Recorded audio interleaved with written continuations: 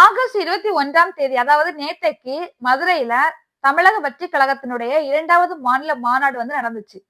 இந்த மாநில மாநாட்டுல தாவேகாவின் தலைவர் விஜய் அவர்கள் எல்லா கட்சியினரையும் வந்து வச்சு செஞ்சுட்டார் அப்படிங்கிற மாதிரி சொல்லணும். எல்லா பாரபட்சம் பார்க்காம எல்லா கட்சியினரை பத்தியும் அவர் பேசியிருக்காரு.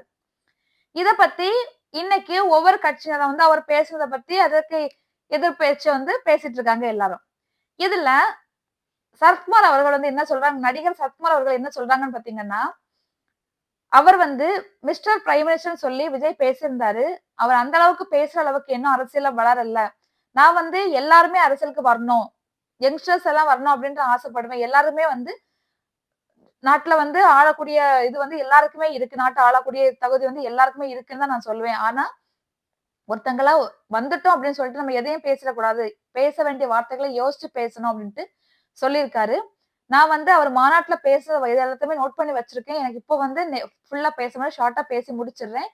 கள்ளக்குறிச்சியில வந்து எனக்கு ஒரு மீட்டிங் இருக்கு. அந்த கள்ளக்குறிச்சியில வந்து வச்சு நான் கண்டிப்பா வந்து அவர் என்னெல்லாம் பேசினார் அப்படிங்கிறத வந்து நான் விளக்கமா நான் உங்களுக்கு சொல்றேன் அப்படின்னு சொல்லிட்டு சொல்லியிருக்காரு.